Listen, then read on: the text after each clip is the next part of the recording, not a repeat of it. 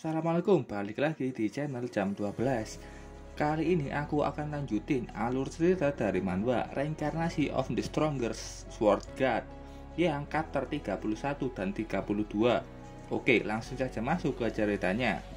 Si Feng sedang berada di bengkel penempaan memulai kegiatannya untuk melakukan refine ke batu biasa dengan menggunakan Philosopher's Stone. Percobaannya beberapa kali gagal, tapi si Feng melihat adanya bronze yang ada di tumpukan kegagalannya. Karena keberhasilan itu, si Feng kembali bersemangat. Refine terus dia lakukan tanpa henti. Hasil gagal dan berhasil terus bermunculan.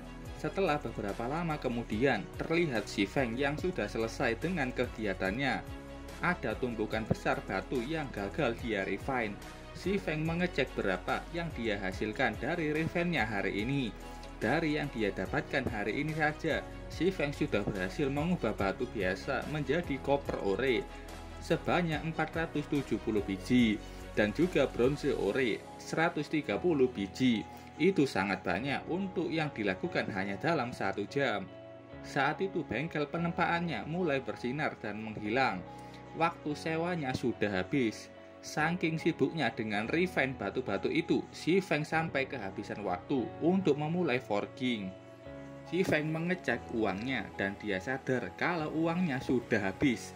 Si Feng kebablasan membeli banyak batu dan magic essence sebelumnya. Kalau dari sini terlihat si Feng benar-benar tidak punya uang sepeser pun, entah itu gold, silver, atau copper. Saat lagi bokek-bokeknya, datang pemberitahuan yang memberikan kabar baik. Silver armornya terjual dan itu dibeli dengan harga 31 silver dan 53 copper. Ada juga yang membeli Dark Star Boots terjual dengan 3 silver dan 21 copper. Si Feng kaget saat ada item yang dia daftarkan di rumah lelang sudah terjual, dan itu sampai menghasilkan 30 silver hanya untuk plate armor rank Mysterious Iron. Banyak orang kaya di kota River. Si Feng senang dengan itu dan sekarang dompetnya sudah terisi. Si Feng menyewa kembali bengkel penempaan. Berbeda dari sebelumnya. BTW di sini ada kesalahan. Bengkel penempaan sebelumnya yang disewa si Feng itu ternyata small forging room. Bengkelnya kecil dan kumuh. Sementara sekarang si Feng menyewa basic forging room. Selama 2 jam, si Feng menghabiskan 2 silver untuk menyewa tempat itu. Dan berbeda dari sebelumnya, bengkel kali ini lebih bagus, luas dan banyak berbagai alat.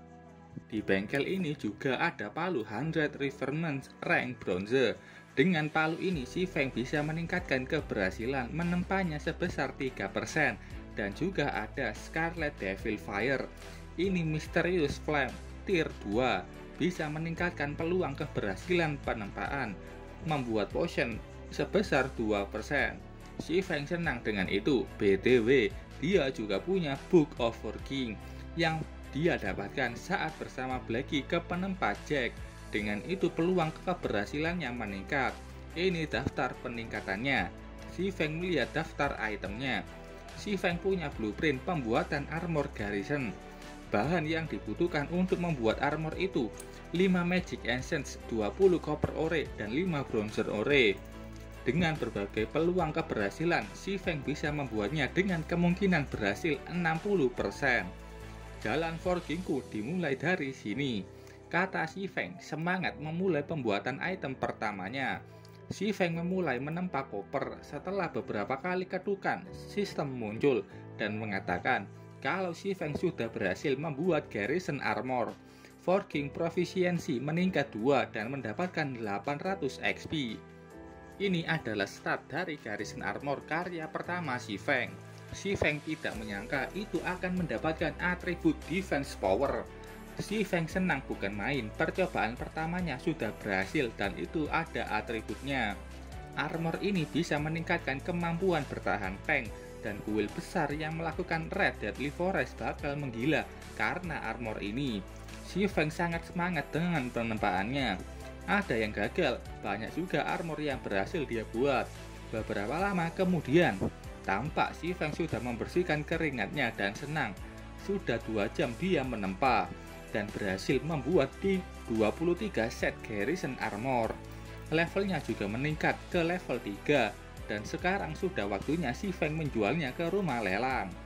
Si Feng sudah berada di dalam rumah lelang dan mendaftarkan semua armor yang dia buat. Player yang di sana sangat kaget dan senang melihat adanya armor baru dengan rank bronze. Bahkan armor itu punya atribut tambahan. Si Feng menjual armornya dengan harga 4 silver per satuan. Si Feng masih di rumah lelang melihat kegembiraan para player yang ingin membeli armor itu. Si Feng tahu kalau permintaan untuk garrison armor meningkat dan dia bisa menjualnya dengan 4 silver. Sistem terus bermunculan memberitahunya kalau armor yang dia pasang sudah terjual. BTW kalau kalian lihat harganya tidak 4 silver karena ini rumah lelang. Harga akan naik terus sesuai yang menawar siapa, dan yang paling tinggi menawar akan mendapatkan armornya. Dan untuk armor ini Si Feng mematok harga awal 4 silver. Banyak player yang sudah rebutan mendapatkannya sampai meningkatkan harganya 2 kali lipat.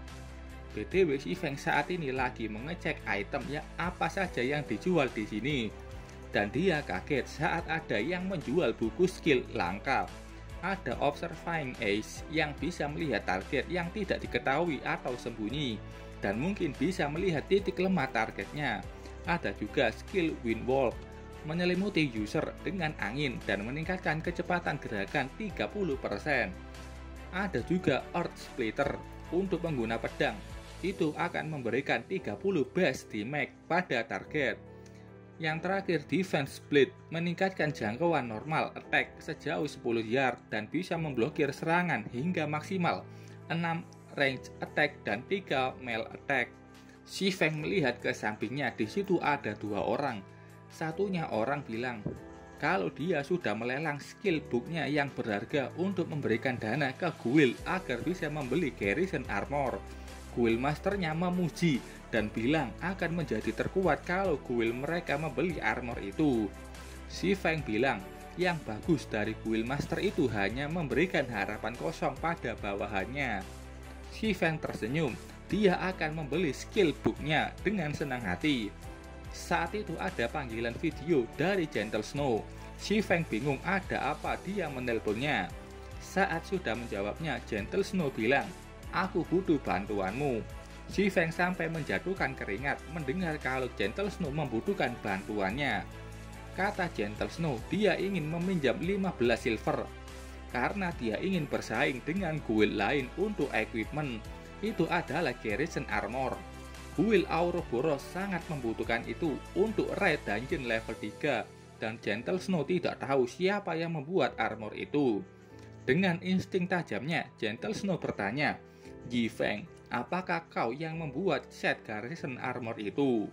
Dengan sedikit panik, Si Feng menjawab, "Ya tidaklah." Dan dengan cepat menjawab kalau dia akan mengirimkan uangnya nanti. Dan kalau tidak ada lagi, aku tutup. Ya, bye. Setelah menutup panggilan itu, Si Feng bernafas lega. Insting Gentle Snow sangat mengerikan. Setelah garrison armor menjadi item terkenal dan berguna bagi banyak guild, mereka juga membeli gila-gilaan ke item tersebut.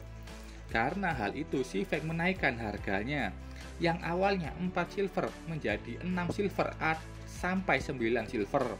Di rumah lelang, datang satu player yang bilang kalau dia sudah meminjam 13 silver ke temannya dan dengan itu mereka bisa membeli 2 set garrison armor. Guild masternya teriak marah-marah karena dia bilang sekarang harganya sudah naik, satuannya 9 silver. Player itu hanya menangis mendengar kenaikan harganya 2 kali lipat. Sementara itu pembuat garrison armor, Si Feng sudah kembali ke bengkel penempanya. Kali ini Si Feng menyewa intermediate fogging room selama 10 jam. BTW, buat kalian yang belum tahu, ada perbedaan waktu di dalam game dengan dunia nyata. Kalau 1 jam di dunia nyata, maka di dunia game Good Domain itu sama saja dengan 2 jam. Lanjut, Si Feng kembali membuka sistem penempaan, bersiap untuk kembali menempa armor selanjutnya. Si Feng terus menempa karena keseringan menempa, sampai membuat Si Feng berhalusinasi melihat orangnya terlihat keren, dan tanpa sadar dia tidak fokus membuat material itu terlempar sia-sia. Tapi saat itu sistem muncul, memberinya kabar baik dari material terbuang itu. Pemberitahuan bilang kalau si Feng berhasil menciptakan armor yang tidak dikenal. Forging Proficiency meningkat 3 dan si Feng mendapatkan 4100 XP. Ini statistik dari armor barunya. Kualitasnya bronze, khusus untuk Shield Warrior dan Guardian Knight. Syaratnya level 3 dengan tambahan atribut Healing Power, meningkatkan menerima heal sebesar 30%. Si Feng sangat senang dengan itu. Dia sangat beruntung bisa menciptakan original equipment seperti ini. Original equipment yang tidak bisa ditemukan di dunia game. Ini sepenuhnya diciptakan oleh usaha player dan ini sangatlah langka. Si Feng sudah membuat armor baru yang tidak ada di dalam game. Untuk mengakui itu, si Feng memberikan imprint, sebuah lambang api yang disebutnya Black Flame atau nama dagang, dan juga memberinya nama Shimmering Chestplate. Lambang Black Flame muncul di bagian dada. Dengan imprint ini, tidak akan ada orang yang bisa menirunya dan tidak bisa dihapus juga. Orang yang tahu lambang Black Flame akan tahu siapa yang menempa item itu. Mulai hari ini, si Feng tidak hanya bisa menjual Shimmering Chestplate, tapi dia juga bisa menjual blueprintnya dan menghasilkan banyak uang. Si Feng sudah membuat blueprint Shimmering Chestplate. Alasan kenapa para Forge Master sangat dicari oleh guild top, karena kemampuannya untuk menciptakan original equipment yang bisa memberikan familiarity bonus yang unik pada para anggotanya. Walau equipment atributnya kalah saing dengan atribut item baru, menjual blueprint tetap akan menghasilkan banyak uang. Kemungkinan menciptakan original equipment sangatlah rendah dan si Feng tidak menyangka bisa menciptakan itu dari ketidakfokusannya dalam pembuatan garrison armor. Setelah menikmati kesenangannya, si Feng memutuskan untuk meneruskan pembuatan Shimmering Chestplate dan beberapa lama kemudian tampak inventory si Feng sudah penuh dengan Shimmering Chestplate dan juga garrison armor. Kata si Feng, saat membuat Shimmering Chestplate menghabiskan dengan cepat materialnya dan dia berencana untuk menjual dulu garrison armor dan setelah membeli paket material selanjutnya. Setelah itu si Feng sudah menuju ke rumah lelang. Berbeda dari sebelumnya, setelah dia masuk, pemberitahuan sistem mengatakan kalau lelang garrison armornya dibatalkan. Penjualan barang gagal dikarenakan kurangnya peserta lelang. Si Feng bingung dengan apa yang terjadi dan sadar kalau di rumah lelang juga tampak sepi dari player. Player yang biasanya memenuhi rumah lelang sudah berkurang. Si Feng bertanya ke salah satu player di sana, kenapa rumah lelang sangat sepi? Katanya ada player bernama Dillstrike menjual bronze rank barbarian armor. Atributnya lebih jelek dari garrison armor, tapi stoknya tanpa batas dan dijual 4 silver per satuan. Semua departemen logistik guild sudah memesannya dan dengan itu siapa lagi yang mau menawar garrison armor di sini? BTW di sini ada perubahan nama Dillstriker. Di novelnya dia punya nama Hammer Trading. Penerjemahnya dari Asura mengubah namanya menjadi Dillstriker. Jadi aku akan ngikutin terjemahannya saja. Lanjut, si Feng mengenal siapa itu Dillstriker.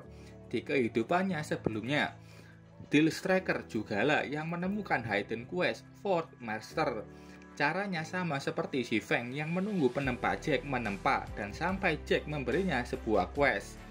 Dillstriker dulu juga begitu, dan setelah mendapatkan skill forging namanya terkenal dan menerima undangan dari Shadow. Dillstriker jugalah yang menyulut api agar si Feng diusir dari Shadow.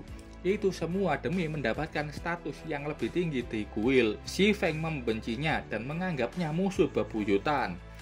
Si Feng juga membuka forum. Di situ ada satu notifikasi langsung di forum. Pesan itu dari Dillstriker yang katanya ingin menegakkan keadilan. Dia menuduh si Feng sebagai penempa licik. Sebagai penempa, Dillstriker bilang bisa memastikan material yang dibutuhkan untuk Barbarian Armor yang dia ciptakan hanya 2 silver. Di sini pokoknya Deal Striker menjelekkan nama si Feng yang menjual Garrison Armor di harga tinggi dan membuat armor baru Barbarian yang dia jual dengan tanpa batas dan harga yang lebih murah. Si Feng sangat kesal dengan pemberitahuan itu dan mengotori namanya hanya untuk terkenal. Si Feng berpikir jernih. Game baru saja diluncurkan, harga item dan fluktuasi harga sangat luar biasa. Deal Striker tidak mungkin bisa membeli ore untuk forging cuma seharga 2 silver. Jadi Deal Striker pasti saat ini sedang merugi. Si Feng sudah tertawa licik, dia tidak akan semudah itu dihancurkan seperti di kehidupannya dulu. Si Feng sudah memposting Shimmering Chestplate ke rumah lelang, dan itu semua dijual dengan harga 4 silver per satuan. Untuk menambah kegemparan, si Feng berteriak di situ seperti player biasanya dengan mengatakan kalau muncul item baru Shimmering Chestplate di pelelangan, itu dijual 4 silver. Dia juga berakting berlebihan dengan memuji desain armornya yang efisien dan keren. Di situ juga ada imprint Black Flame di chestnya. Player lain sudah terpancing, bahkan ada player yang sudah menggunakan Barbarian Armor dari Deal Striker langsung melepasnya. Dia marah karena desain dari Barbarian Armor itu sangat jelek dibandingkan dengan Shimmering Chestplate yang bagus, dan itu juga dijual 4 silver. Seperti sebelumnya, player Logistic di sini memberitahu guildnya masing-masing. Deal Striker sudah tidak penting lagi. Sementara itu di tempat lain, di ruangan itu sudah banyak player yang tampak sedang menunggu sesuatu sambil melihat sistem. Di dalam ruangan ada 2 orang. Ini adalah Deal Striker, dia masih level 2, sedang menikmati waktunya dengan satu wanita. Dia sangat senang karena sudah tahu banyak petinggi dari berbagai guild di luar menunggunya, karena ingin Deal Striker untuk bergabung ke dalam guild. Wanita itu bertanya apakah Deal Striker akan bergabung ke guild yang terkuat. Selagi sombong-sombongnya, dia tidak tahu kalau di luar para petinggi guild mulai heboh dengan berita kemunculan Shimmering Chestplate yang punya desain keren dan juga harganya 4 silver. Dibandingkan dengan Barbarian Armor yang sangat jelek dan atributnya juga jelek. Deal Striker sudah menghayal bagaimana dia nantinya sudah bergabung dengan guild besar dan menerima banyak uang. Saat itu datang satu player yang mengatakan kalau player dari guild di luar sudah pada pergi. Mendengar itu Deal Striker sangat kaget. Ini tidak sesuai rencananya. Deal Striker berjalan marah melihat keluar dan tidak percaya perkataan orang itu. Dia sudah sampai di luar, dia hanya melihat anjing lewat tanpa adanya player yang padahal baru saja di tempat itu sangat ramai. Player itu memberitahu kalau muncul Shimmering Chestplate di pelelangan dengan harga 4 silver. Para guild sudah tidak tertarik lagi bekerja sama dengan Deal Striker. Sekali lagi, info itu membuat Deal Striker sangat shock dan tidak sesuai dengan apa yang dia bayangkan sebelumnya. Oke, sampai sini dulu ceritanya. Terima kasih buat kalian yang sudah menonton videonya sampai selesai. Salam jam 12. Bye-bye.